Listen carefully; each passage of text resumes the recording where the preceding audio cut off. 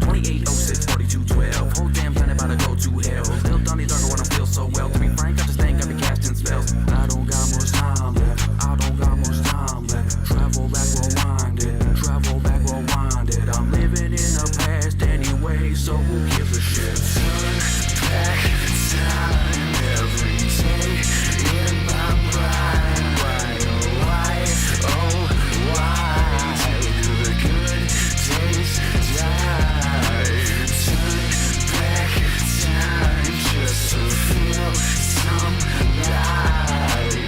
Why, oh why? Give me one more time. Always knew I'd be a player. 12 o'clock appointment with my motherfucking tailor. Take a sip, give a flip to all the haters.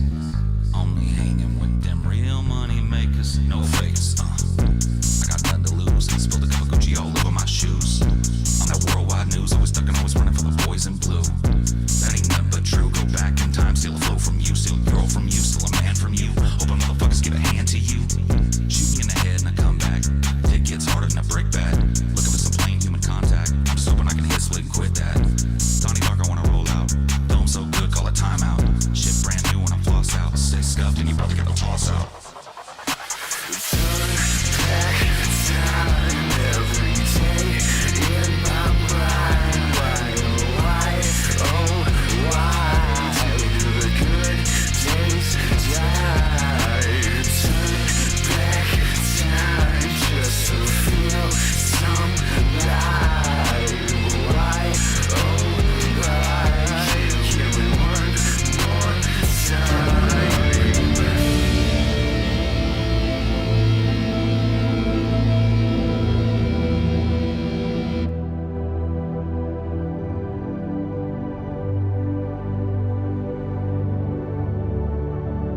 Good evening. How's everybody doing?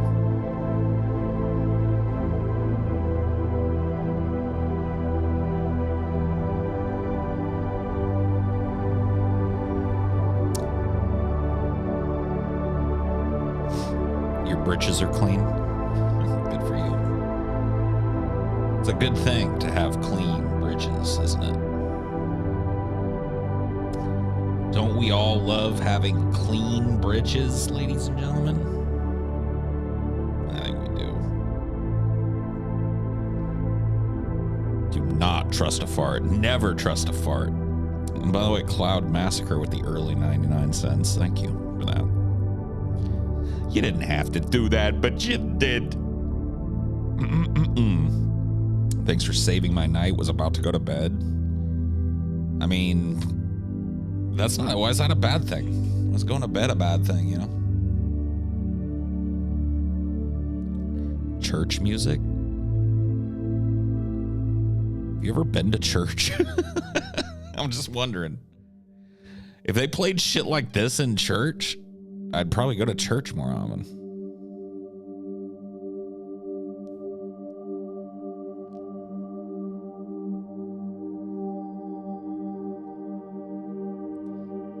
Thoughts on good thing, other thoughts on bad thing. Oh man, this is gonna be this is gonna be top shelf tonight, I can just tell.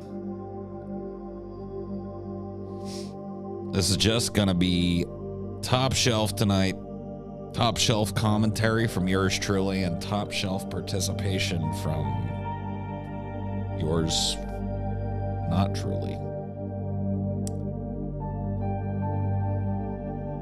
Yeah, dude, the Church of Salt. Kneel at the altar, you bastards. Kneel at the salt altar.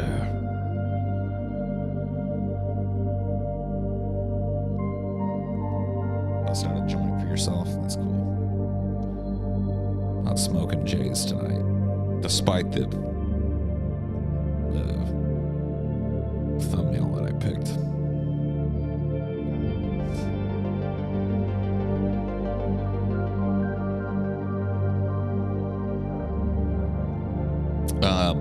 Hope my day's been good. Yeah, no, it is what it is. I've been in a funk lately, man. I don't want to talk about it. I don't want to just, endlessly talk about the funk that I've been in, but I just been in a funk, bro. We have a fun stream, my friend. Yes, me too. I don't know, man. Pull. You better shut up, kid. You better shut up, kid. Dealing with a cranky old man here.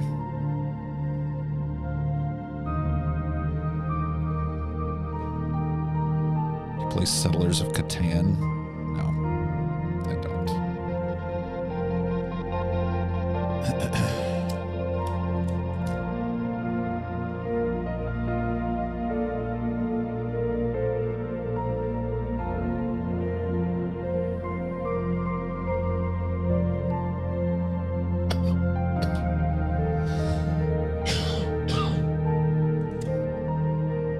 Weed, please. Just joined, seeing what's up. Well, hey, good for you, bud. Good for you, buddy boy.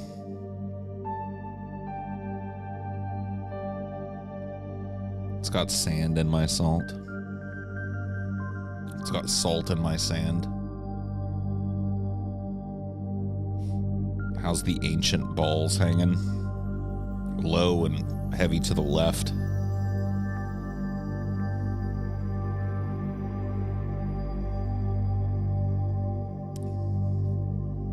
Took a quick little peek at the news today.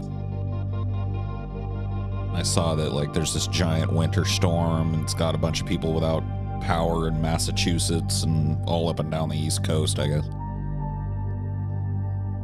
And it just kind of like sparked a rant. I was ranting to Amelia earlier about how fucking stupid this country is. Just how like, you know, like we claim to be like this civilized group of people, but we're still living like cavemen. Like every time a snowstorm or a rainstorm happens, people are just like, ah! And it's pointless too. Like cities could be better designed. National Guard could be deployed out ahead of these giant storms that they know are going to be problematic. But it's just, you know, the way that we do things prevents the obvious. And so we're all just, you know, living like cave people still.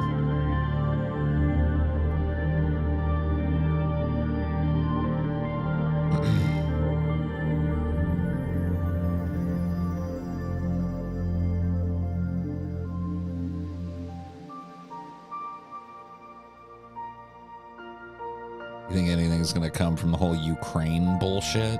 No, probably not.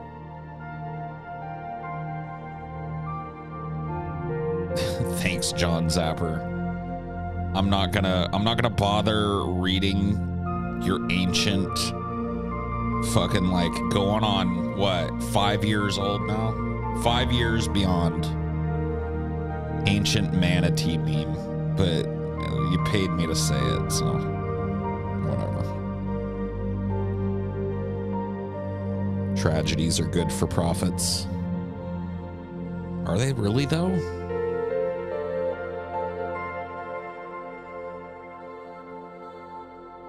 Yeah, I don't know, man. I've lost track. I've lost track of how ancient the manatee memes are, but they're really they're like really old and dusty now. Especially this one, the individual situation meme. Oh my fucking God, man. Holy shit. I was a young buck when I unleashed that on the drunken peasants.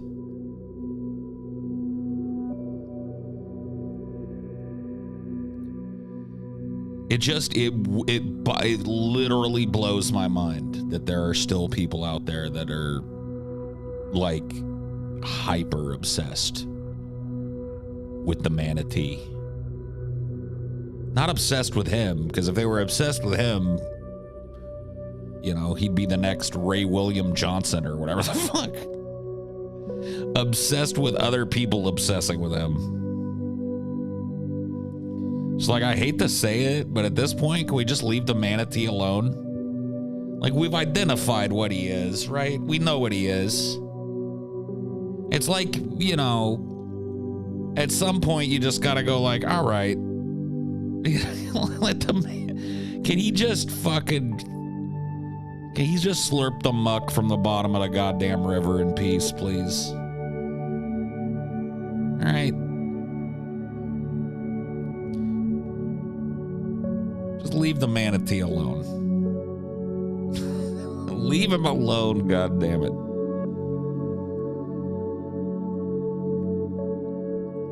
See, this is what I'm talking about, man. People are fucking still...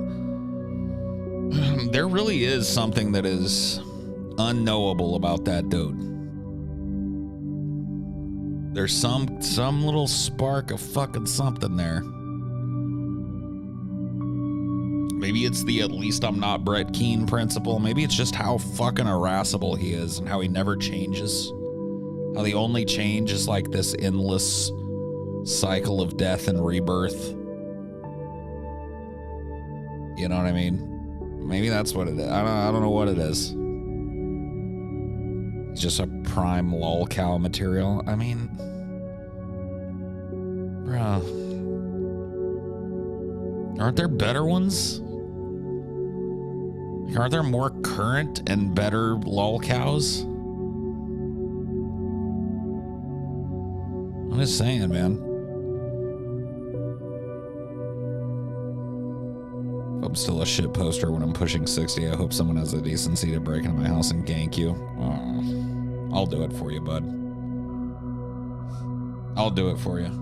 I'll put you down like Old Yeller. Or like the Chief puts down Randall Patrick McMurphy at the end of One Flew Over the Cuckoo's Nest. I'll give you the mercy killing, you know.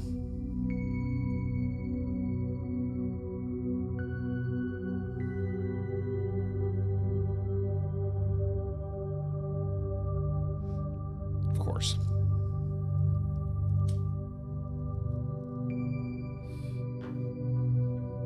I give you the Lenny from Of Mice and Men. I'll do it, man. Because I just care that much.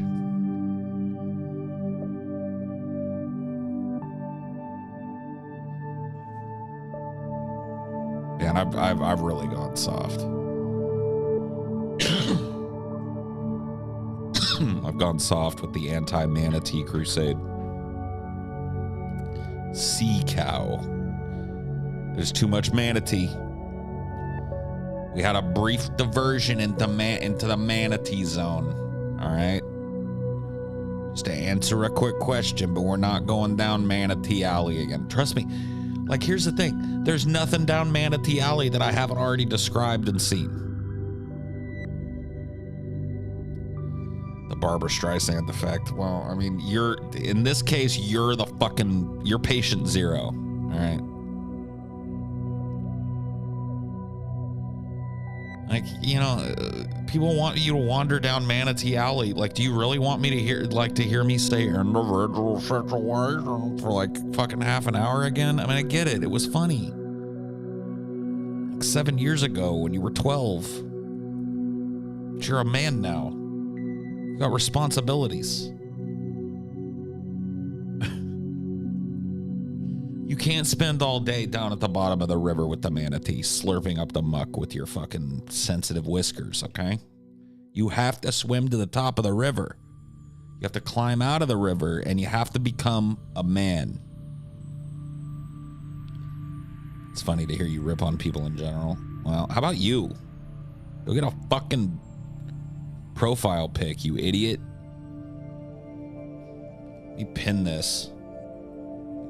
Othello on the case here. Let me just go ahead and pin this right up. Blam. There you go. Now nobody can fucking claim they haven't seen it. Post up in here, you ain't got a PFP. Slap your mouth. Ripping on Yoke Up was funny. How's that for an antiquated reference? Bruh. That was a lifetime ago.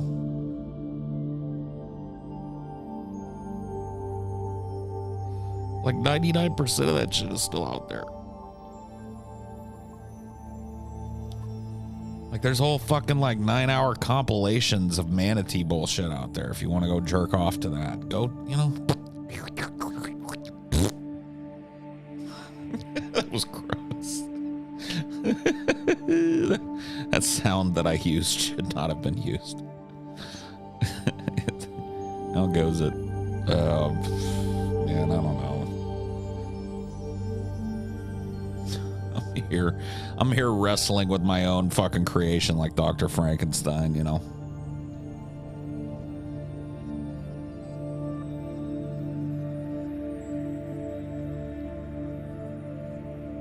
Philosophical question. Oh shit. Oh shit. Okay.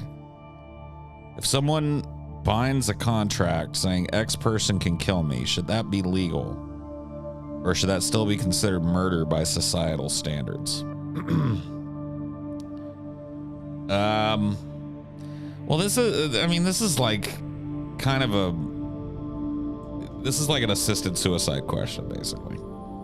Like, can I go and sign a contract saying, hey, I don't want to be here anymore? And the funny thing is, a lot of the ways that places have gotten around this idea of, because not only is it a legal gray area, can I pull the plug on somebody? Can I fucking hold a, you know, pillow over somebody's head who asked me to do it? Like, you know, so not only is it a legal gray area there, but a lot of people don't want that on their, you know, they don't want to do that. They don't want to be the person that hits the button that kills people, you know? And so what they do is they actually set up everything to where it's ready to go. And then they have the person themselves pull the like little lever that starts the process of killing themselves.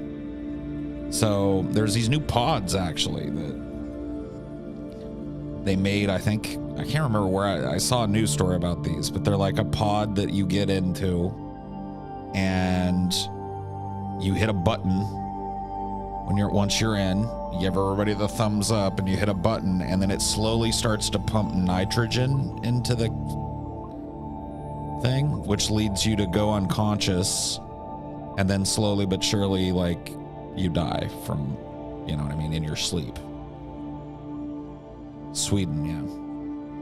But the big thing is like people have to, in order to get around the legal definition of murder, people have to like start the process themselves. Jack Kevorkian used to do that. Jack Kevorkian would set up a drip thing with the drugs in it or whatever it was, and then the person would have to push a button or release a clamp or something that started the process. So it was actually the person that killed themselves. And then, you know, a person like Jack Kevorkian just facilitated it. Right?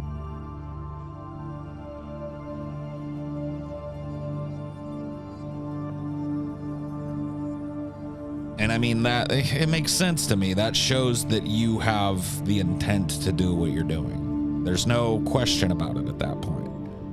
You know, if you had this whole like contract thing, like you implied in your question, people forge contracts, people fudge contracts, people renege on contracts, people enter into contracts and then decide they want to get out of said contracts. And so that contract being out there floating around as a proof that you were supposed to kill somebody, that could just be a really cleverly hidden murder plot, you know?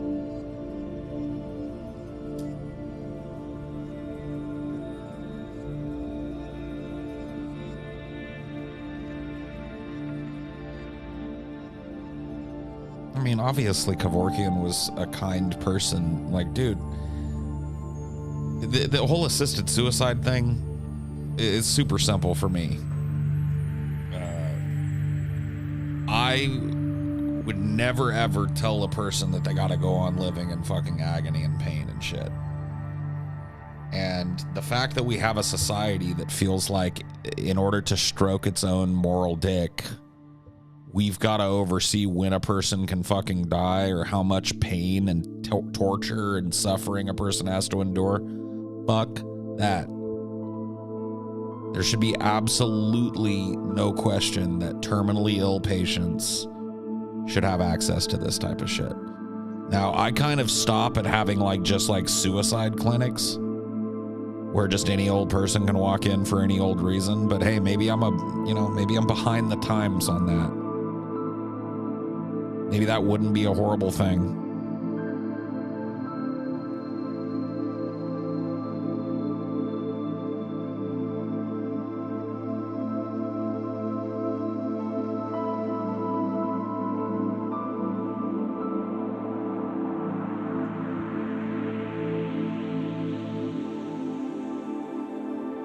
Yeah, it's a little more complex. Like if you look at the people that Dr. Kevorkian were helping, he was helping patients with Lewy body syndrome, Lou Gehrig's disease, ALS, fucking degenerative brain diseases, degenerative body and muscle diseases, and atrophy diseases, and it's like all kinds, you know what I mean?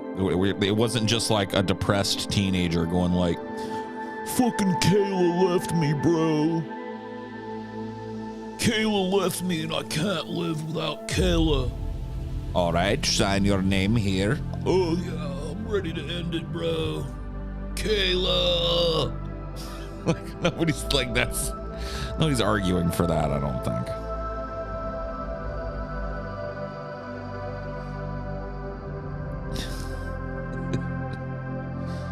At least I don't think so.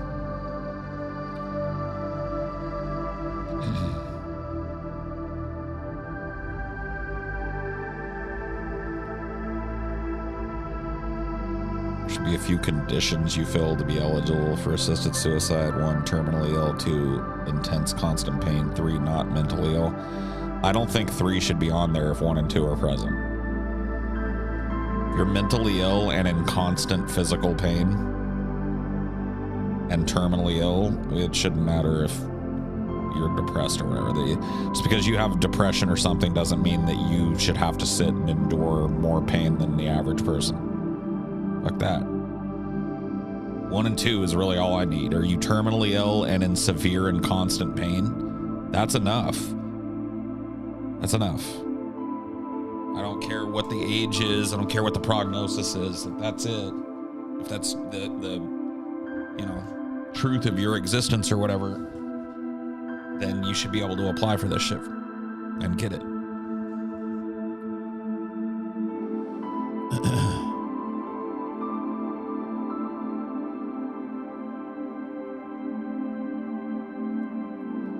Threatened suicide when he was in 10th grade, just get attention because of an unrequited crush. So if they had that option back then, I wouldn't be here. Yeah. Well, I mean, I don't know. If you go back and look at it, yeah, would you have gone to one of these places? Like, would you have actually gone through with it?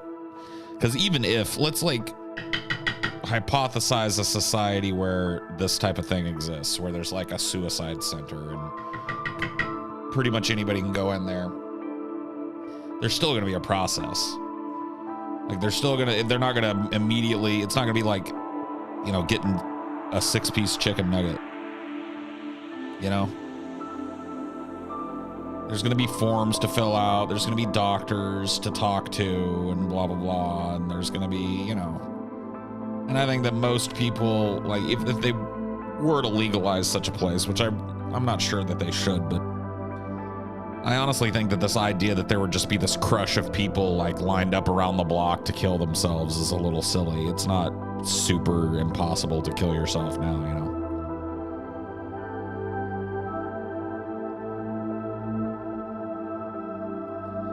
Suicide is selfish. So is expecting a person to live on but not being willing to suffer the slings and arrows of their life. So I agree to you. Suicide is ultimately a very selfish thing. I also think it's very selfish to just expect everybody to fucking hang around. But, of course not living what they live, experiencing what they experience, or really attempting to empathize with that at all. I think that's selfish. How's that? It's better to be than not to be. According to whom? According to what?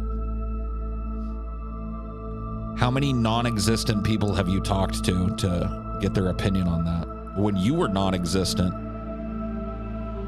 what was your opinion on that? Has it changed since your non-existence?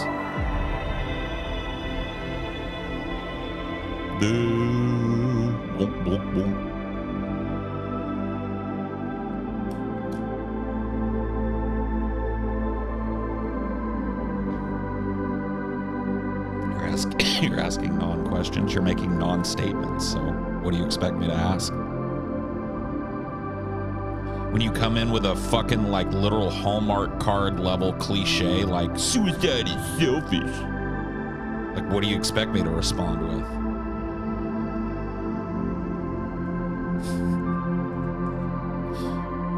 Literal fucking like a bird in the hand is worth two in the bush. Actually, that's way more useful than suicide is selfish. That's actually useful advice, whereas suicide is selfish is just like a fucking Jordan Peterson moralization.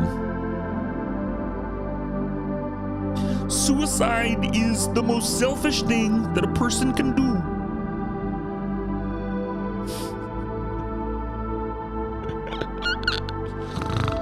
Oh boy.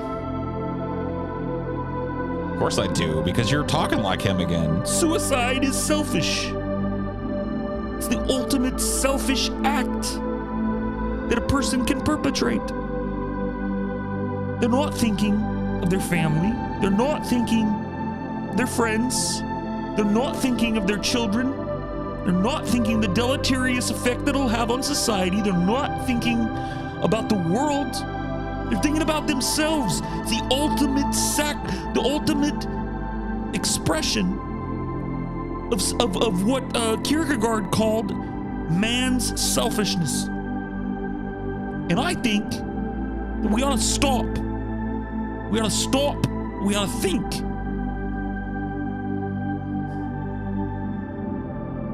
Get the fuck out, bro. Come in here with that shit. Fuck off.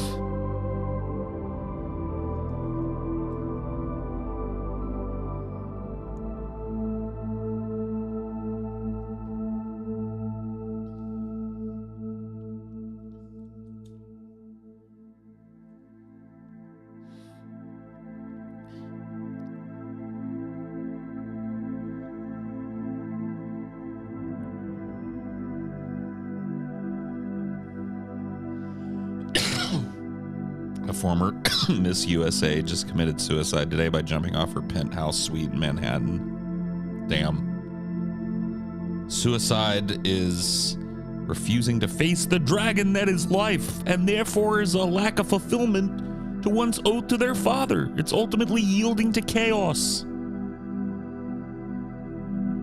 Yeah. It sounds a little Jordan Peterson-ish to me.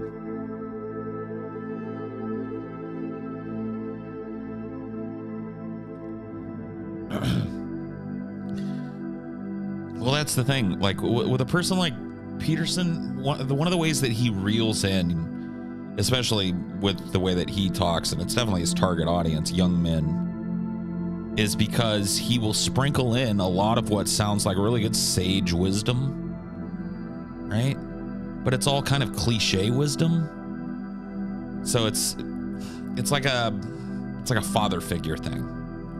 That's why, like, once again, guys like Jordan B. Peterson draw disaffected young men to them, because it's like he puts out a very wise, fatherly, grandfatherly kind of folksy, wisdom, and then layers it with a bunch of like really overwrought philosophical musings that everybody just kind of bobs their head and pretends to understand.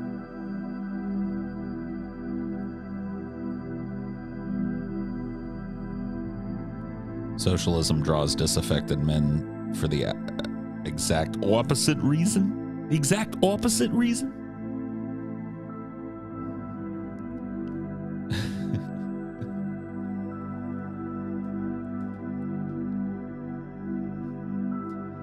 My problem is that he's all dad wisdom and none of the dad jokes. I know. Yeah, dude. I never, like, I guess I just, whatever. But by the time Jordan Peterson became a cultural phenomenon, I'd really dealt with most of my daddy issues, you know? It wasn't like looking for a Canadian, like a weird Canadian daddy. But I guess maybe if I was 20, 30 years younger, I might have fallen into, you know, the Peterson trap.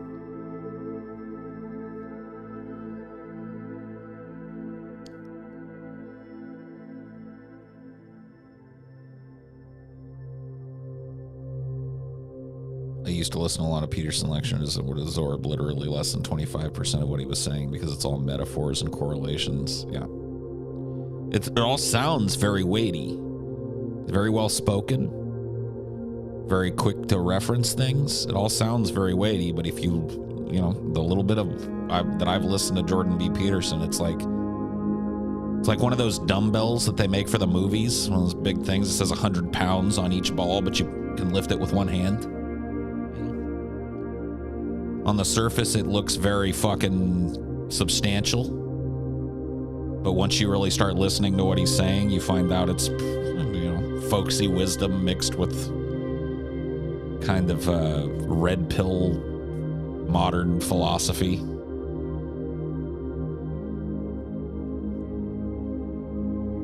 With a ton of just, you know, kind of like dad wisdom sprinkled throughout for the disaffected young men.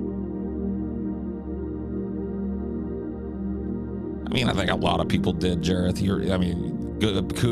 Kudos to everybody who did. I mean, I think there are just certain people, you're probably one of those, I'm probably one of those, that like, when somebody's on the grift, there's like a little alarm. It goes, ding. It is not hard for me to find a person that's on the grift.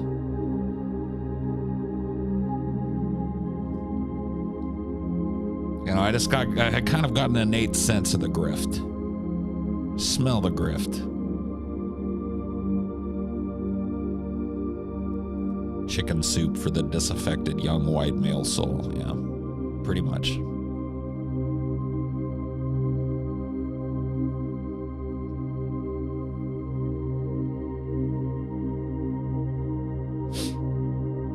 Only reason he became famous because he refused to do the bare minimum decent thing by calling someone their preferred pronouns. Remember that. He became famous because he argued with a bunch of trans people out in front of his college. I will not call you ma'am. I will not. It's like, all right, buddy. I learned about Peterson from you guys, so he was always just a clown to me. Yeah. He was pretty fucking clownish from the jump. I will tell you that first Jordan Peterson clip that went viral, he is up against some pretty fucking unreasonable people. You know, he's not exactly the only villain in that conversation. There's a pretty ridiculous and unreasonable people he was dealing with.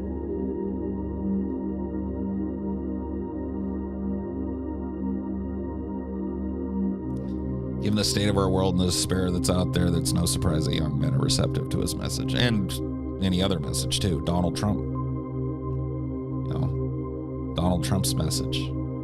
How many silly testosterone-soaked young men were fucking pulled into that stupid-ass spider web, running around with fucking MAGA hats on and shit. They're gonna cringe their fucking asses off in 10 years, but it ain't 10 years, you know? They're still out there waiting to do it again.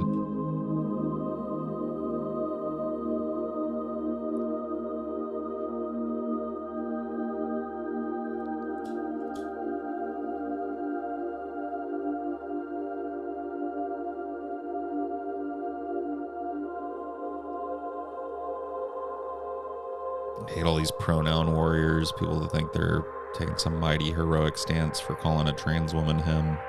Yeah, they do kind of swagger around like they're John Wayne for refusing to be decent people. Whatever. What a piece of shit. Should just start misgendering them. Somebody just, you know, kind of like habitually misgenders somebody, just start calling him ma'am. Excuse me, miss. It's ma'am. How the fuck does he expect to take his advice if his advice is what got him hooked on benzos? Well, I mean, that's just another, you know, like nobody's gonna talk about that. Nobody's gonna talk about how this dude that a bunch of young men latched onto, who was giving like, here are the rules for life, was himself literally falling apart from drug addiction. Like, nobody wants to talk about that. Nobody wants to talk about the fact that he's back and now he's wackier than ever. He's talking about how, like, broccoli was causing his fucking anxiety or whatever the fuck. I heard him say that shit in a Joe Rogan clip. He's like, I would lay awake at night and never sleep, anxious. And then I stopped eating everything but meat. Only meat. Broccoli. Broccoli was causing it.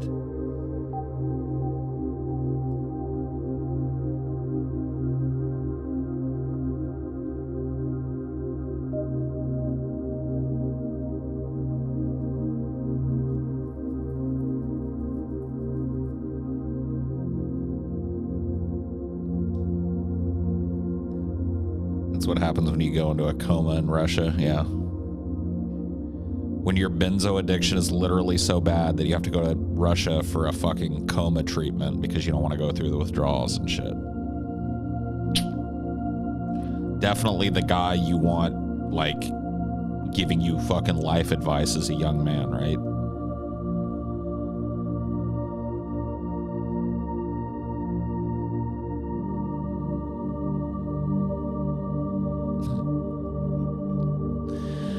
Oh, Jason.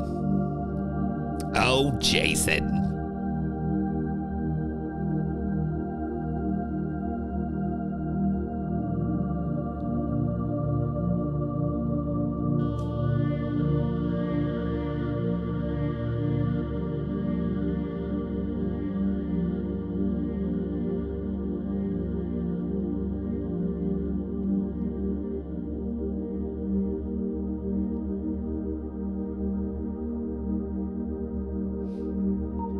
Meat is actually the only thing a human being is able to eat. Yep. You eat broccoli, it's going to make you very anxious. You'll have to go into Russia, a Russian coma, to get over your benzodiazepine addiction. Paul, do you believe you could have a productive conversation with Jordan? No. I believe I could have a conversation with him, but I don't think it would be productive. I think it would be him spouting constant aphorisms and strange references, and me constantly trying to push back against those things, and him just, I think we'd be talking past each other. Have a beer with him, sure. I'll pop a bean with him too, if he wants. If he's got any of them Xanny bars, I'll pop a bean. Be like, hey Jordan, you want to pop a bean? Paul, do you want to chat tonight? It has been a long time. Yeah, it's been a while, man, but no. Sorry. No disrespect, but I'm fine where you're at.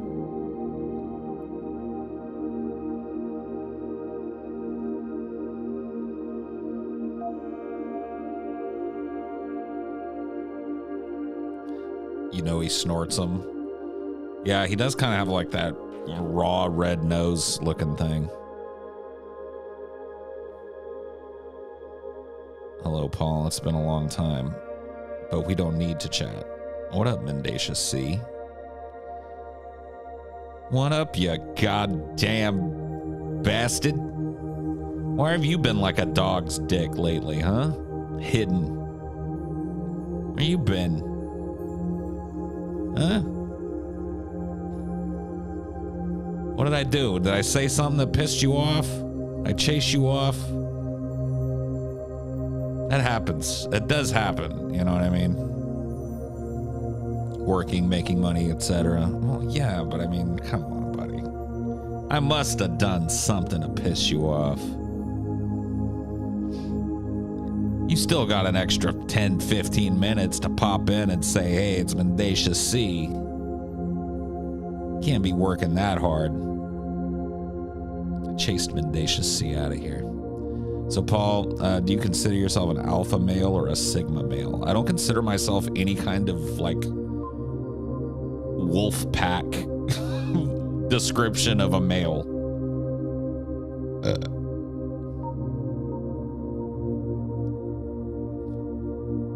Good choice. Good choice, I think. I'll tell him. A smegma male, yeah.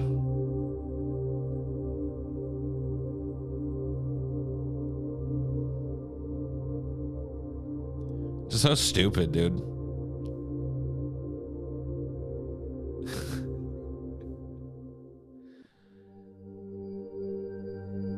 You know what the dudes that call themselves alpha males need? You know, like these dudes that are like wearing tap out shirts and hitting the gym but skipping leg day. You know the guy I'm talking about. From the waist up, he's an Adonis, but from the waist down, he looks like your fucking grandpa. You know what I mean? You know the dude I'm talking about. Got tribal tattoos. Calls himself an alpha male. Do you know what they all really need? And this is the goddamn God's honest truth, dude. A good fucking cry. I'm not even fucking joking, bro. These dudes that are like obsessed with like identifying, oh, that's a sigma male, that's an alpha male, that's an omega male, that's a blah blah blah. You know what I mean? They really just need to take off their trucker hat, take off their snapback, you know what I mean? Pull that fucking size medium tap out tee off and just fucking crawl into bed and have a long cry. Seriously. Cry about your dad and how he never paid attention to you and how he turned you into a dude that's got a fucking, you know, it's wearing tap out, running around the internet talking about alpha males. Just have a good fucking cry, man. Sit down and let it all out, man. Trust me, my dad was a fucking asshole too. I've had many a good cry about my dad. You know? Let it out, brother. Let it out. There's all this like angst you're carrying around. Has bedazzled jeans. Oh, man. Yeah, dude. And I really feel like if you could take all these, you know, juiced up dudes that are obsessed with this categorization of males, which is just weird fucking ape behavior, dude. It's like orangutan behavior. Like, go home, put your face in the pillow, and have a good cry about your dad or your mom, but it's probably your dad you need to cry about. Yeah, it's baboon behavior, dude. Not just any baboon either, like the red-assed baboon, the one that's got the big floppy red ass hanging out. Dude, I bet if you pulled down some of these dudes bejazzled fucking True Religion jeans, they'd have one of them big old prolapsed asses hanging out. It's like, holy fuck, man. Just, dude, let it out. Does gorilla cry? Yes. Crying is not a sign of weakness. Crying is a sign of strength. Because a strong person knows when they need to maintain their mental faculties and knows when they can let go. A strong person knows that that release valve is important so that they don't end up a skinny-legged tap-out guy with a plastic fucking Barbie doll wife and a mountain of debt and a Dodge Charger, you know?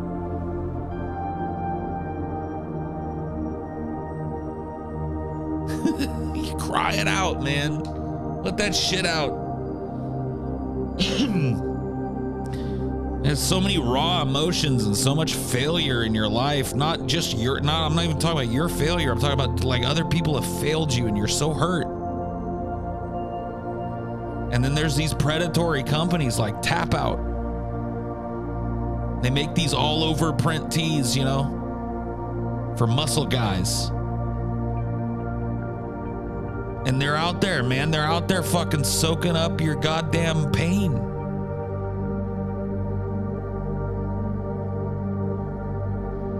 Yeah, I'm not crying. My eyes are just working out, bro.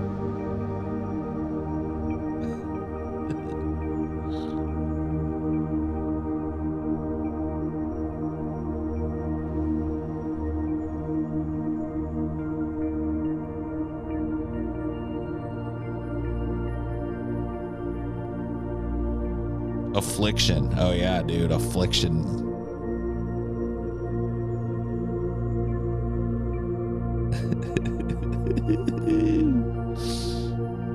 Oh, it's so true though. It really is true. A lot of that shit is just people that really need to fucking like. And look, dude, that's why I say that like crying, that's strength. Because you have to maintain your mental faculties, and the human brain, it gets so gummed up with its own fucking bullshit. Like stoicism is fine. I'm a mostly stoic guy. I don't run around crying every fucking second every day, but I also, you know, when you need to, you do it. Have a good cry.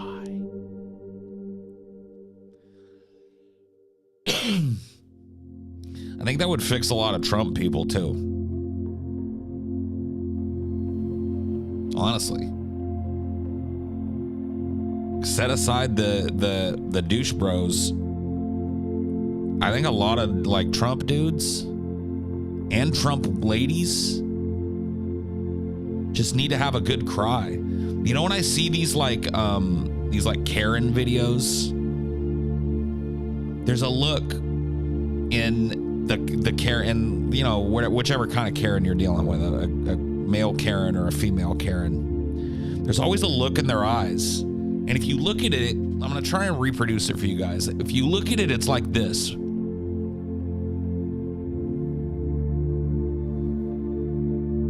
you notice that like it looks angry, but really it's just lost? You know what I mean? It's they kind of like resemble a wild animal that doesn't know what to do with its emotions and doesn't know what to do with the situation. They always have this like, you know what that's from? Sadness, heartache, being lost as a person. Lost.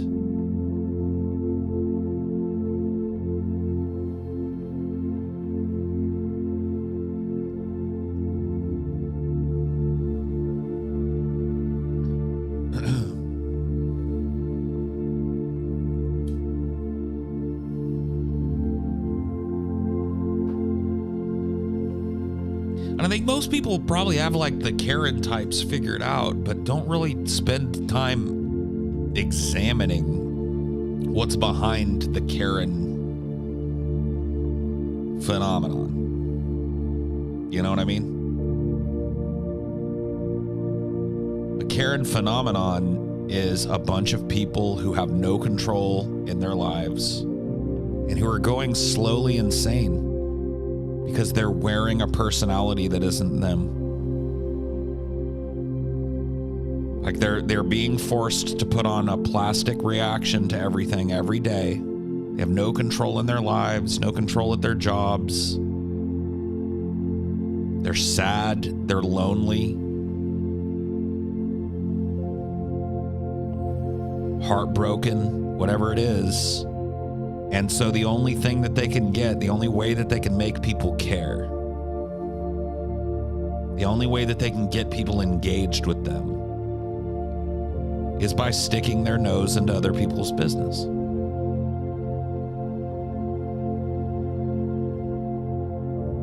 Bloop. And that's pretty fucking sad.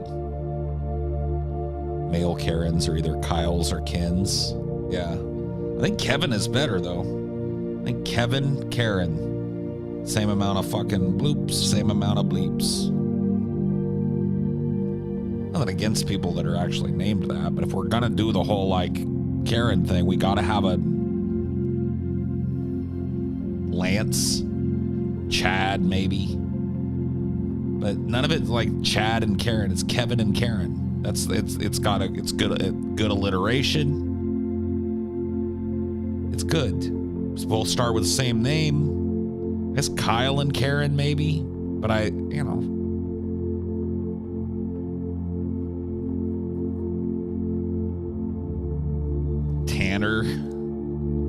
Tanner and Karen. Yeah.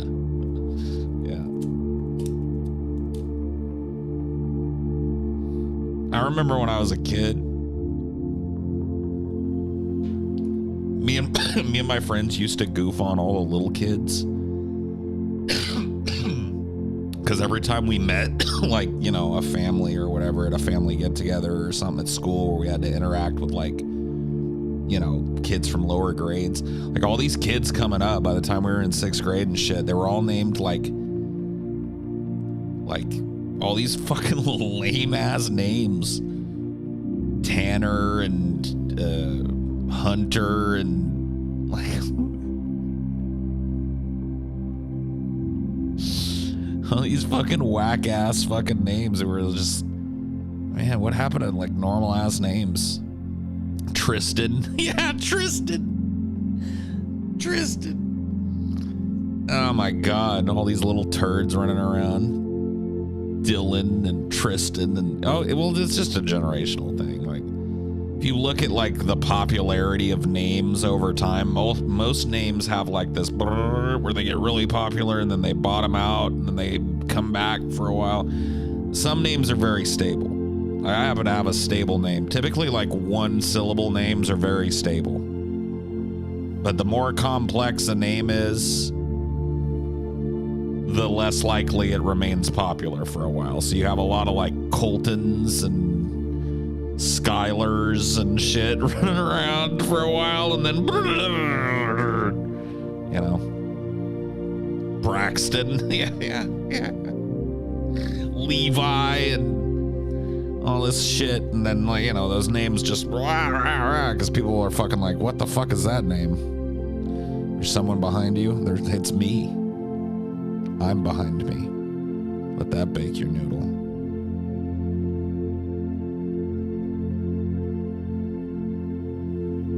Why people in America name their kids Hunter? Because they have this like, I don't know why. I don't know. I've never named my kid Hunter.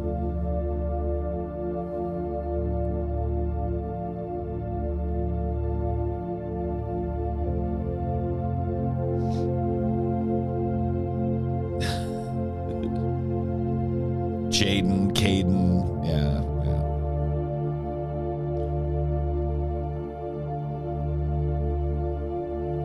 Aiden, Jaden, Caden, Fladen, Bladen, Taden, Daden.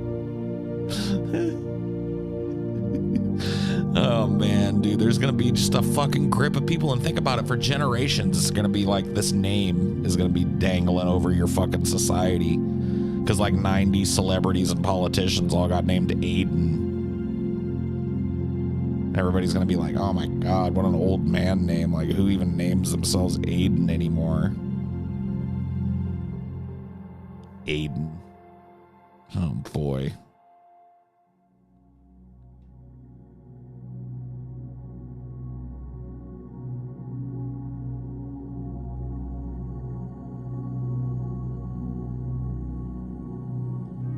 I was a substitute teacher and half the students had those names. Yeah, I know, dude. When I worked at the school district and shit.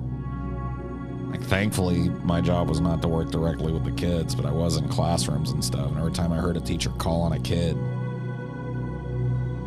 Jaden, Kayla, Aiden. What the fuck?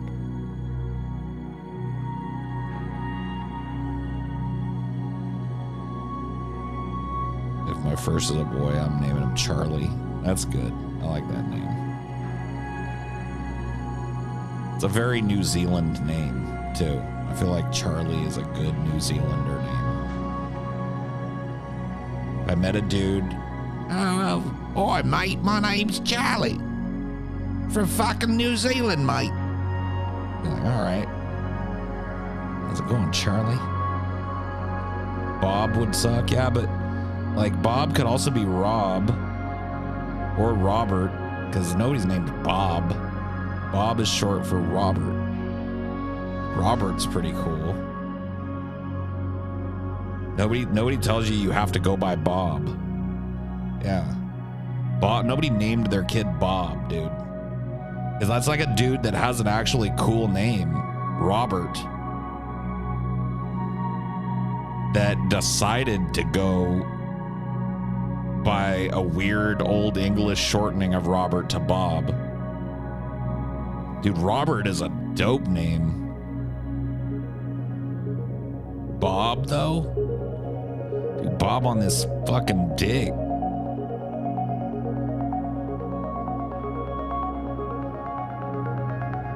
Yeah, dude, Robert Baratheon, dude. He wasn't Bob Baratheon. No fucking way.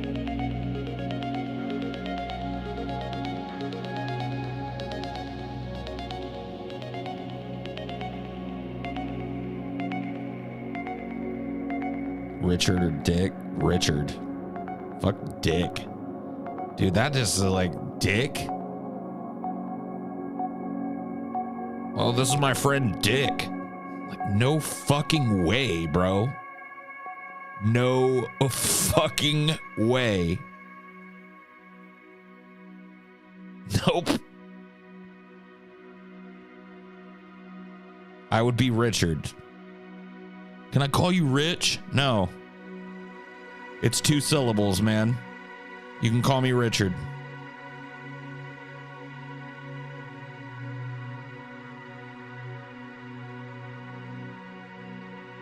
Leopold.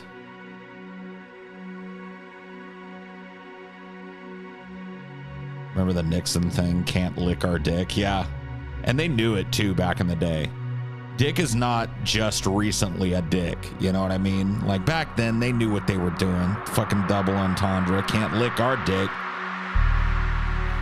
Jeez Louise, man. Dick. You gotta break.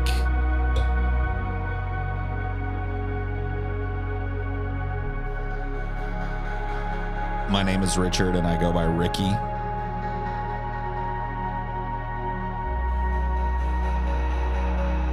Babaloo. You Ricky Ricardo, man?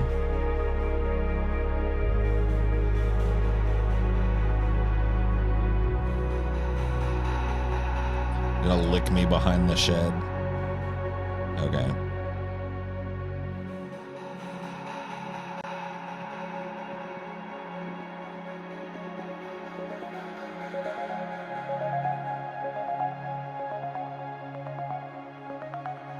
I'm Rick James. Yeah, Rick James is cool, but you're not Rick James. Paul's a Ligma male. What's Ligma? Hey, Jason, what's Ligma? What's Ligma? Question mark, question mark.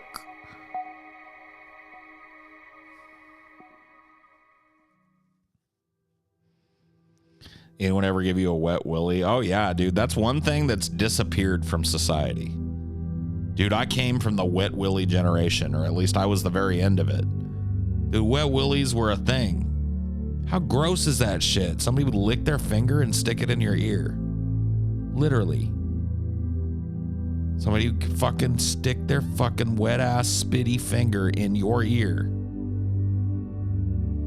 Hell yeah, I got a bunch of fucking wet willies, bro. And I fucking delivered a bunch of wet willies as well. You were conceived by a wet willy? Dude, something went wrong during the wet willy process if the conception happened, you know?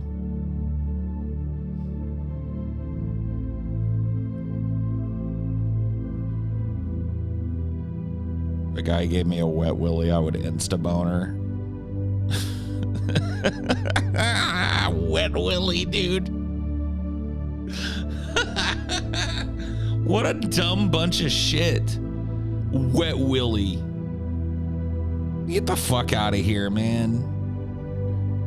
Yeah, the titty twister was around too, and we would do the rope burn, the Indian rope burn, where you grab somebody's arm and you twist your hands in different directions. Yeah, Indian burns, yeah. Indian rope burns is what we call them. We did wedgies, which I'm sure is a wedgie still a thing? Like, see, that's the thing, is like people are way more standoffish about their personal space nowadays, dude. Back in the day, you could get a wedgie, you know, and give a wedgie and nobody freaked out. But now, yeah, nut taps. We used to have this game in fucking, elementary school. I remember playing it in like 4th grade, 5th grade, called Open Chest, where all the dudes in school were automatically playing it. You didn't get a choice to opt out. And somebody would come by and sock you in the chest. Go open chest. So you had to, like, when other people were around, you had to like cross your arms like a mummy. Or like keep one arm up here, keep a hand up on your chest, because if your chest was open, you could get socked. We used to do bloody knuckles too. That one was fucking brutal. Bloody knuckles was like you would like take turns basically, like rasping your knuckles against each other. Like fucking, you would hit like that and then hit like that, then hit like that. I don't want to get myself bloody knuckles. But I mean, you do that enough and eventually you're going to get your knuckles all fucked up. Bloody knuckles was a thing. Yeah, dude. They got rid of all that shit now. Kids don't play that shit no more.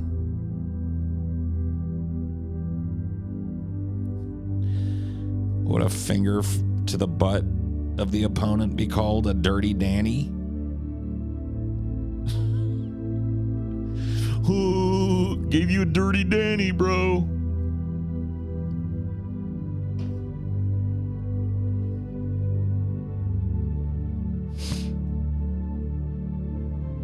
I got a wedgie from a black guy and became a closeted racist. Why didn't you go give a wedgie back to him one day?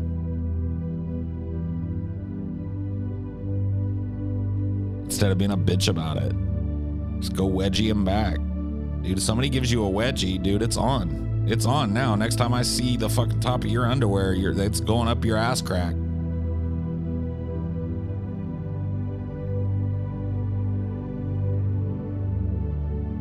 The wet willy, bro.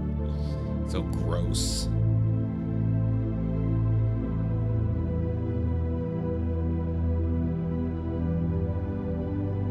And then there was the noogie. Or as my uncle Jim called it, scobbin' the nobbin'. Where you get somebody in a headlock and you give them a noogie. I used to get those specifically for my Uncle Jim. And it hurt, man. It was not fun. You ever get pantsed? Yes. Pantsing was pretty fucking common as well. And especially in my era, because the style was to wear like jeans that were 10 sizes too big for you. So just dudes were walking around in like, you know, the 90s equivalent of 9XL shit. We're just like fucking like giant sweaters and giant pants that we had to hold up. that was the style. You know, you sagged a little bit, so you like a lot of people just pants themselves, man. Sometimes you lose control of your sag. You got them Junkos, yeah. You got them fucking Junkos. Them big ass fucking jeans, dude. No, we were allowed we weren't allowed to like sag on school campus, like show off our fucking underwears and shit. But they didn't stop us from wearing big ass fucking jeans.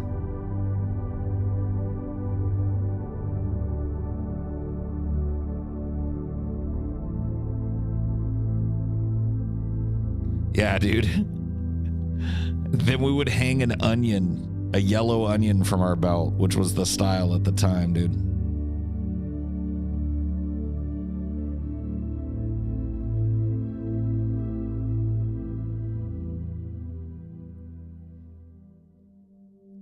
I used to play this game on the bus called Mercy, which I guess was the same thing as Uncle, except you said Mercy. They would grab. Oh, yeah, Mercy. Yeah, I remember that. Yeah, they would grab your finger and like bend it back, and you'd have to say, or Uncle. Mercy or Uncle or whatever the fuck.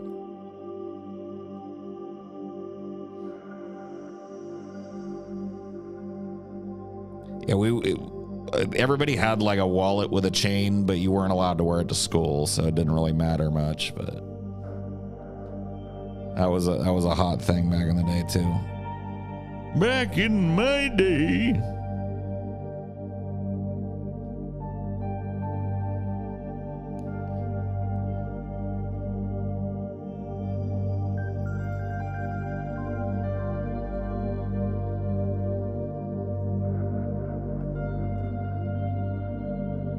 Yeah, I've seen people dislocate bones and pop them back into place. Shoulders, fingers.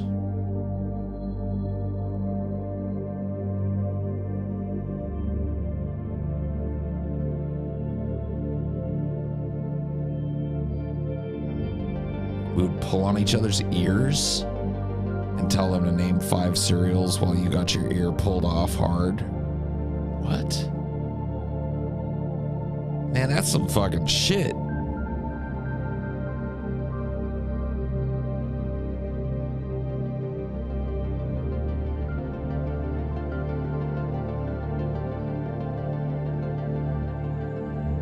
Bloody quarters? Ow. Man, what the fuck?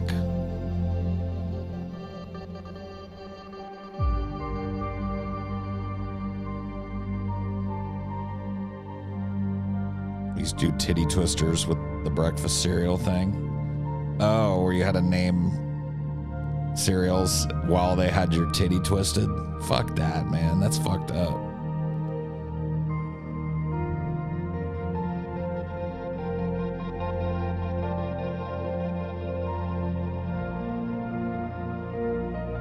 Man, what the fuck is wrong with us?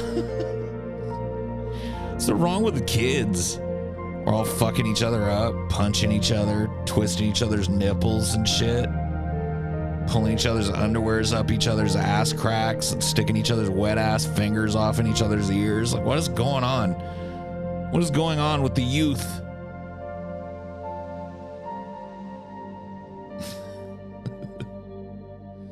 Children are legit cruel, dude. We were just talking about that the other day. I can't remember what it was about, but me and Amelia were talking about how kids are like, they have a concept of what is theirs, but most of them genuinely don't give a fuck about anybody else. They're pretty much sociopathic beyond their family.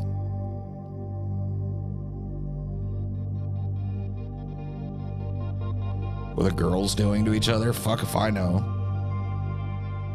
I don't even want to know. Probably some of the same shit.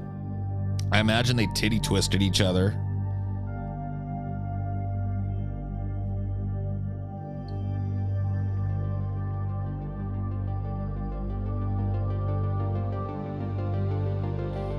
Haven't developed empathy.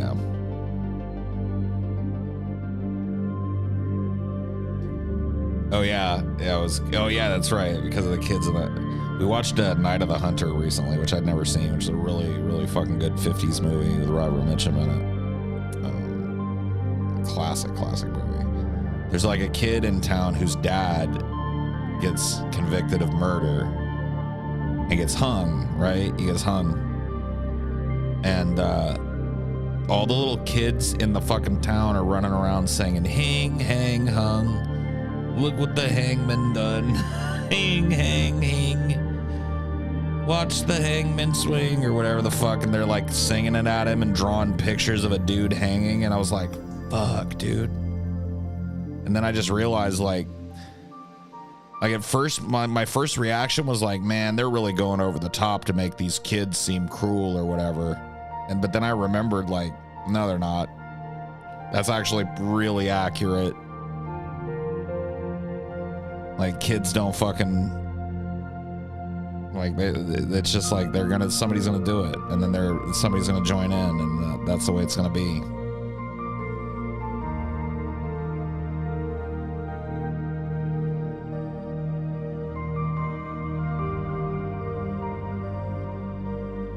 Girls focus more on psychological and social damage as opposed to physical damage. I think it's all mixed in, man. I don't think you can say girls do this and boys do that. I think they're all doing it.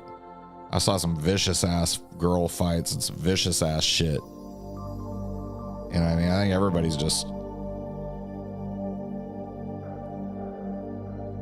9 times out of 10, the kids who bully have major insecurities themselves. Well, all kids have insecurities. That's the point. Like even a kid that's like being raised in the quote unquote perfect environment has insecurities. That's the point. Their brain is still developing. Their fucking hormones are kicking in. All kinds of crazy fucking growing up to do, you know? That's the point. It's like all kids have insecurities, and so one of the ways that they deal with them is to find a black sheep amongst them. Single that person out so that they all join together in glee at making fun of this person. That's how bullying ends up happening.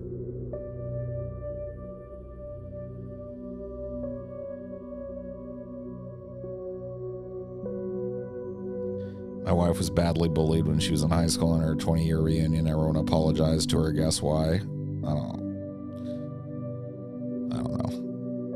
don't know why. I don't know why she went to her fucking reunion. I wasn't bullied in high school, and I wouldn't go within a fucking country mile of one of my reunions. I give a fuck. Dude, all the people I care about from high school, I can get a hold of them. If there's somebody that I want to get a hold of that I cared about in high school, I can call them or text them or, you know, call somebody who does know how to get a hold of them or some shit. Like the rest of them, I give a fuck. I give a fuck what Joe Blow and Jane Doe, how many little fucking need machines they've popped out, you know? How many of them went into real estate and dental hygiene and, you know, I don't care. I don't care who turned out to be a podiatrist and who turned out to be a mechanic. Give a fuck.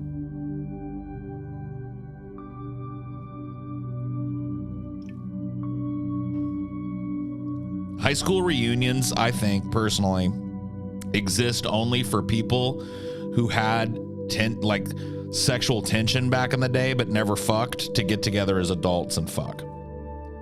Can we all just admit that that's what they're about? It's about people who flirted back in high school but never hooked up getting together and fucking at a hotel after the fucking reunion, even though both of them are married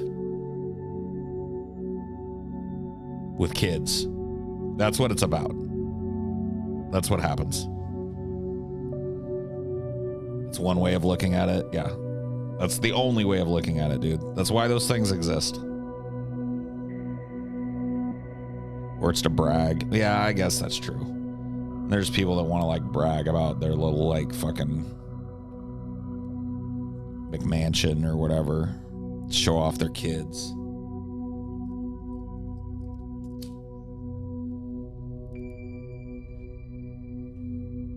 Yeah, pull up in their fucking Dodge Charger and get out in their tap out shirt.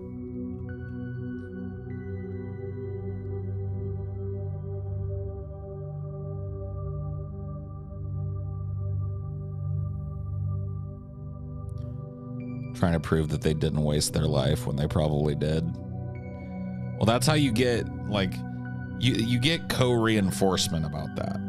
We all put on this, like, mask that's called social graces, right? And part of that in America is having a little place, and having a car, and having a certain clothes, and looking a certain way, and keeping your hair cut all the time, because you want positive feedback from other people, because that means you're doing good. Oh, nice haircut, Joe. Oh, thanks. Yeah. I must be doing it right.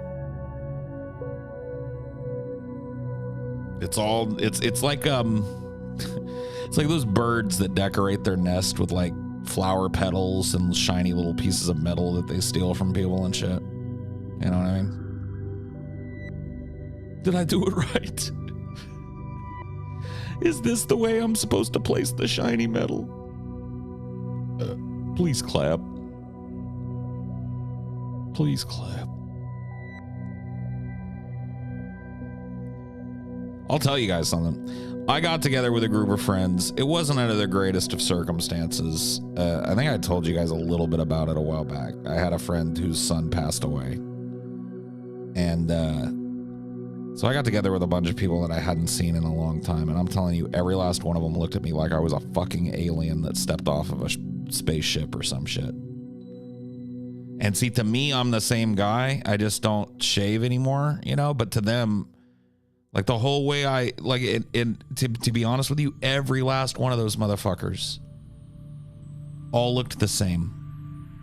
Like they were all like dads now, all like, you know what I mean? They all have a little house. They all have 2 kids running around. They're all wearing khaki shorts and fucking Birkenstocks and shit. You know what I mean? They're dads and shit. And they looked at me like I was from the planet. And then these are dudes that were fucking like 10 years ago were screaming at me because I didn't want to fucking party anymore.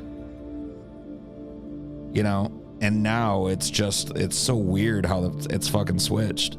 I don't even really party. I just don't, you know, have the type of job that they have, and I don't have the same social pressures that they have, you know? And so it was weird. It was very, very strange feeling.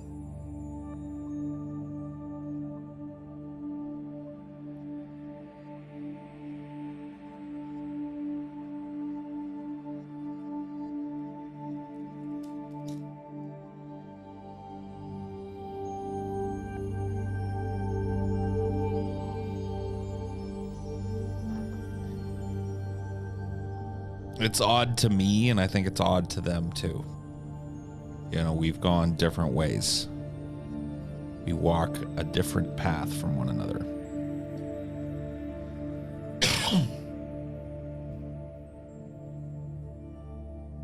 Paul's gonna keep on rocking forever. What do you mean rocking? I'm not trying to rock. I just like looking the way that I look and dressing the way that I dress. I'm not like one of those keep on rocking in the free world guys.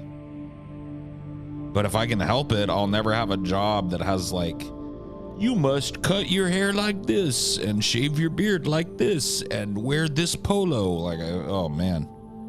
Only in the direst of need will I go back to a situation like that.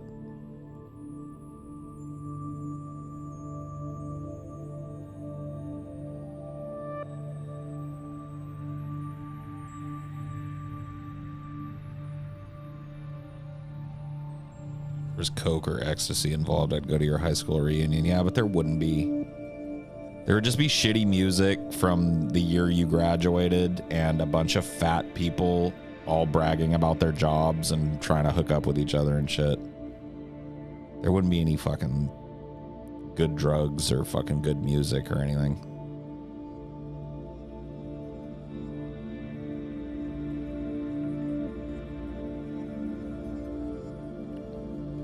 Had dogs that noticeably changed behavior after they had pups. I wonder if the same happens to people. I mean, I don't even really think that's a question, man. And I'm not saying it's a bad thing either, dude. Because people could look at me and say the same thing. In fact, I see that reflected in fiction a lot. The idea of the male that never had children. How many times have you heard in a movie, like, I'm trying to remember where the one I'm thinking of is, but it's like a trope, man. It's like, oh yeah, past a certain age, you know, man needs a family. Oh yeah, that's from fucking, the one I'm thinking of anyway is from True Detective. But yeah, past a certain age, you know, a man doesn't have a family, does weird things to him or whatever. And it's like, well, I mean, they're fucking, like, not every dude has a family, you know? So what are you supposed to do about that?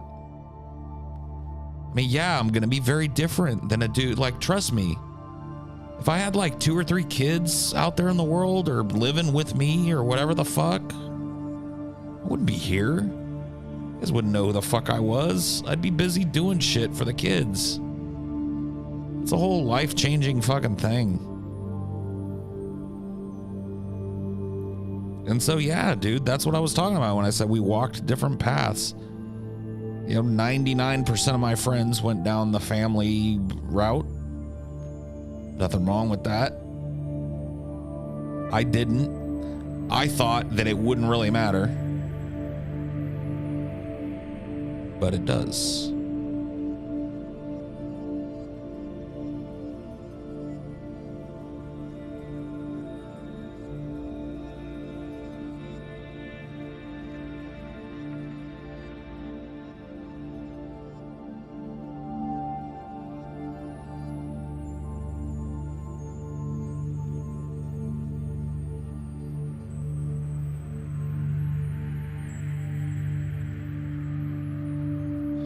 What do you mean by you thought it wouldn't matter? Like when it comes to like old friends and stuff, I didn't think it would be, and it wasn't like weird to the point of it being like totally untenable, but it was fucking weird. I know it was weird for them. It was weird for me. I didn't think it would be as weird as it was, despite the years that have gone by. You know, I thought it would be pretty easy to step back into those types of relationships and to have like that commonality again, and it really wasn't all that easy for me or for them.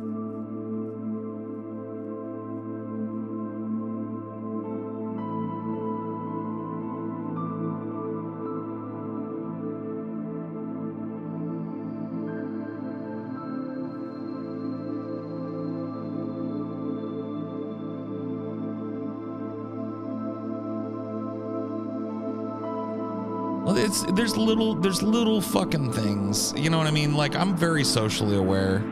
Some would say maybe overly socially aware, but I find that it's a compass that leads me pretty well when it comes to understanding other people and their intentions. And like, there are little like barbs that get thrown at you for living the way that you do. By everybody. Most everybody.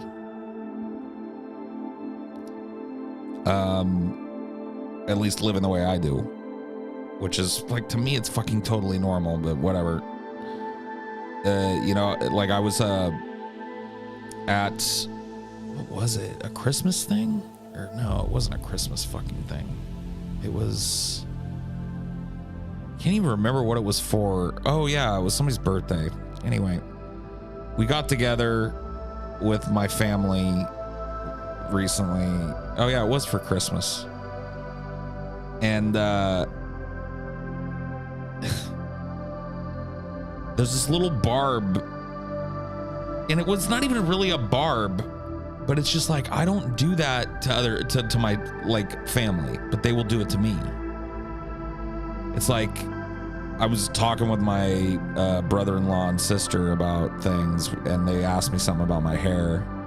I was talking about like, oh yeah, one of the things I struggle with is like, you know, like it's so long now that like I'll roll over at night and I'll like be laying on it with one of my arms and pull my own hair and stuff, you know. It's just like giving an amusing anecdote about it. And I remember my sister said,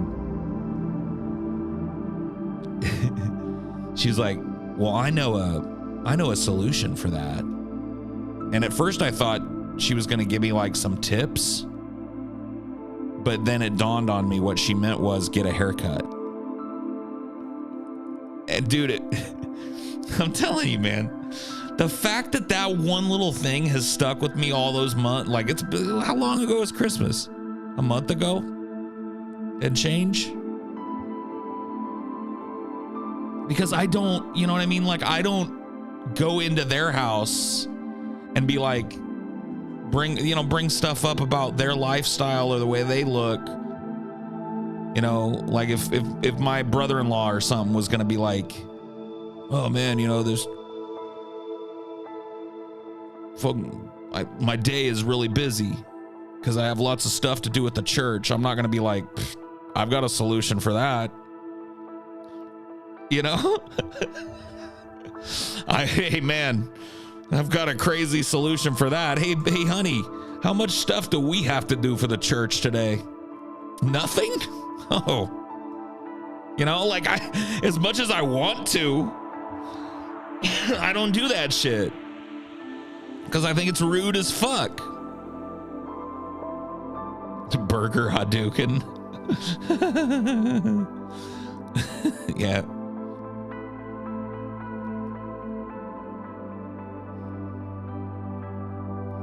It's like, leave me alone.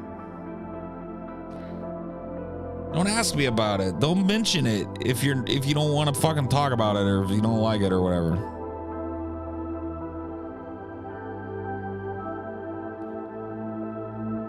Same sister that slapped you while playing Life. Yes, and the same sister that ate the burger the wrong way, dude. My biological sister. We've always had this little rivalry. And as I've gotten older, I've let go of most of it. Now, I'll do some good-natured ribbing and stuff. When we're all in a group, we're telling stories about childhood and stuff. Like, she'll bring something up, and we'll have that little brotherly, sisterly argument about how it went down. But it's all good-natured. Everybody's laughing. You know, it's a funny thing. I'm never like, somebody said earlier, throwing shade. You know? That's not really a term from my generation, but I get it. I'm not ever looking to throw a little bit of shade at anybody over there. And I feel like that, you know, it's not constant, but every time they get the opportunity, they throw it at me.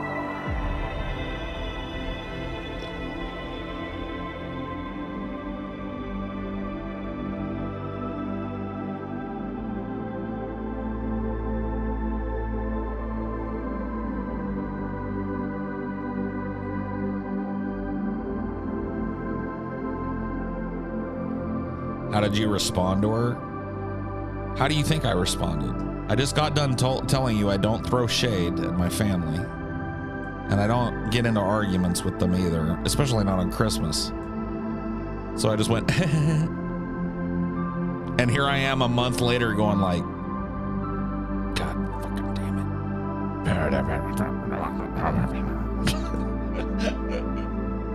Oh shit. Very petty. Maybe I should come up with like look what happened to Samson when he cut his hair, man. I'm scared of that. Don't you guys believe in the Bible, man? My strength is in my hair.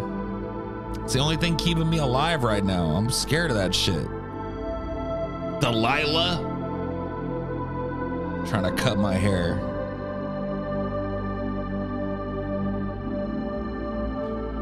You know why? Because you deserve the same respect as you try to give. Well, what I deserve and what I get, you know, and I'm not saying that, like, they are respectful. It's just like, once again, two different planets.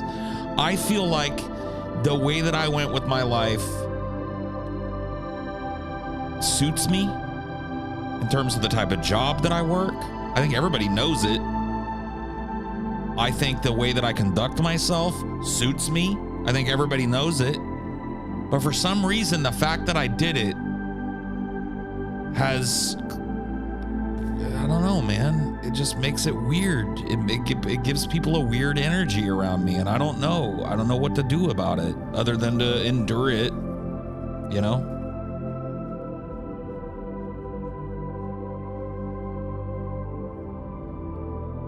I think that, like, It's not even I think your hair looks just fine. I understand. It wasn't like I don't care what they think of my hair. It was more of a comment on how I conduct myself, as if I'm conducting myself the wrong way, or I would look, you know, it's just a subtle way of saying you would look better in my opinion if you did this, that, or the other thing. And who does that to anybody? Like, I would never walk up to my sister and go like, you know, like, oh, you know, I don't like that color on you. It makes you look blotchy, or whatever. You know, I'm trying to think of something that a woman would find mean, you know, or like, oh, your haircut is horrible. You know, you should really like let it grow out again, or you should not ever get that haircut again, or whatever. You know, like I would.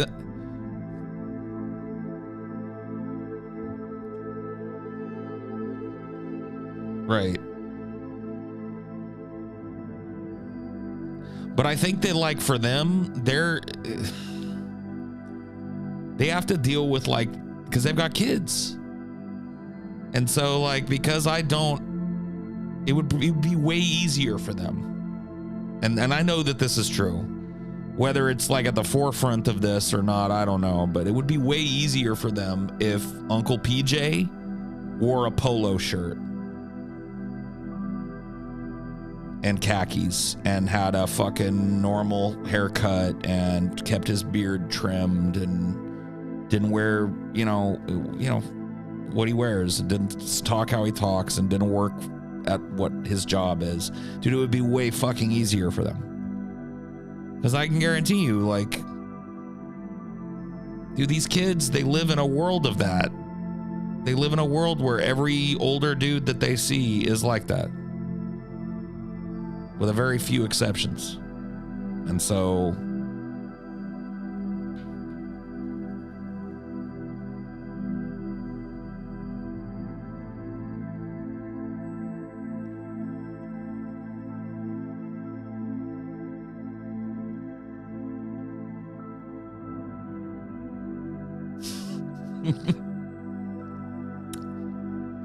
Mom, why does Uncle PJ always smell so dank? Uncle PJ is a pothead, honey. Oh. I want to be a pothead too. No. You can't. That's definitely how you keep kids from smoking weed. How about the fact that you're a voice of this generation, Paul? Oh, yeah, dude. I'm the voice of a new generation. This guy knows what's up. Hey guys, do you guys know that the voice of this generation currently has 150 people watching him? Doodle-doo-doo-doo.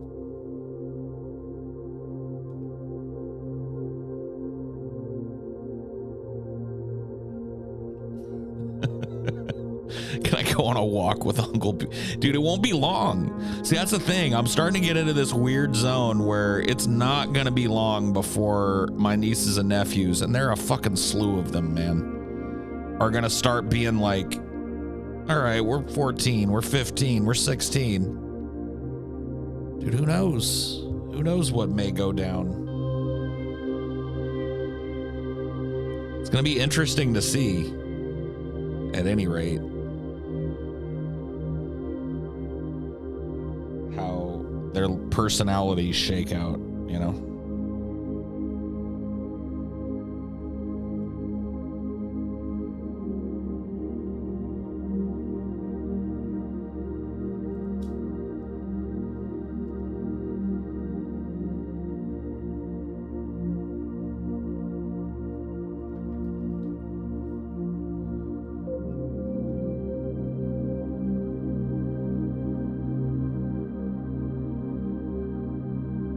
Think about how your nephews, nieces, grandnephews, and nieces have millions of hours worth of content with you to watch if they ever want to know you. That's kind of cool.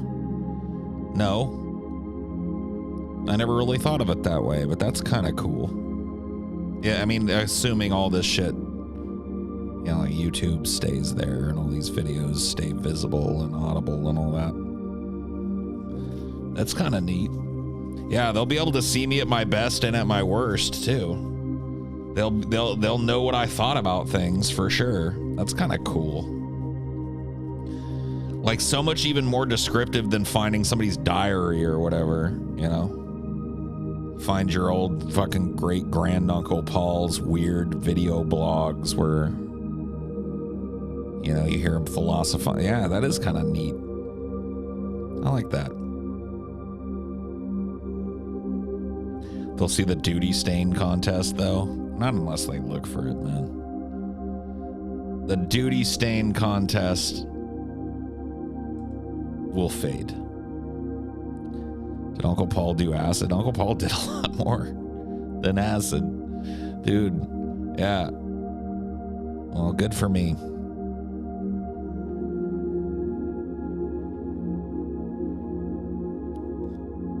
Yeah, dude, somebody like one of you guys go to school, become a master AI wizard or something, and use all of these hours to make me live forever. Highdeology, the first fucking sentient AI podcaster. Just give it all my fucking opinions. Just, you know, there you go. Boom. You have all of you out there, and I know you in particular, you, and yes, I'm talking to you. If you're thinking like, is he talking to me? Yes, I'm talking to you. You in particular have been thinking like, what do I do with my life? I don't have a purpose. You have to become the new AI designer and make the Paul AI so that I may live forever.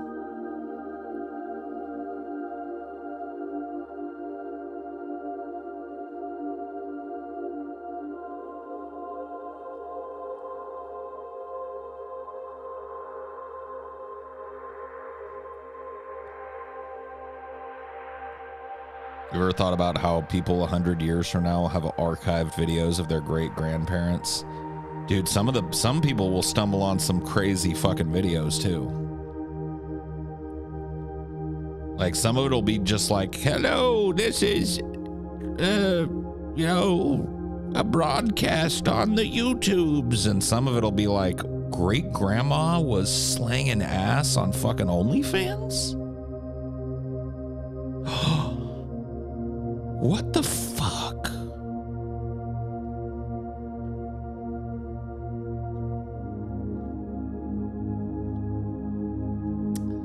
What the fuck, great grandma? Or maybe that'll just be totally normalized by the time that they're older and they'll be like, oh yeah, great grandma was a early adopter of OnlyFans.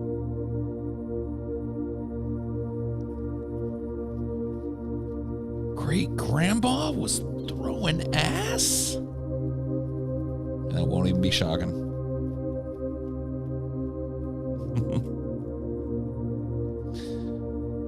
Whoa. So I was thinking about playing some Monster Hunter. I don't know if any of you guys play it on the PC though. Anybody play Monster Hunter on the PC? I'm not going to play it tonight, but I'm just thinking about in the future.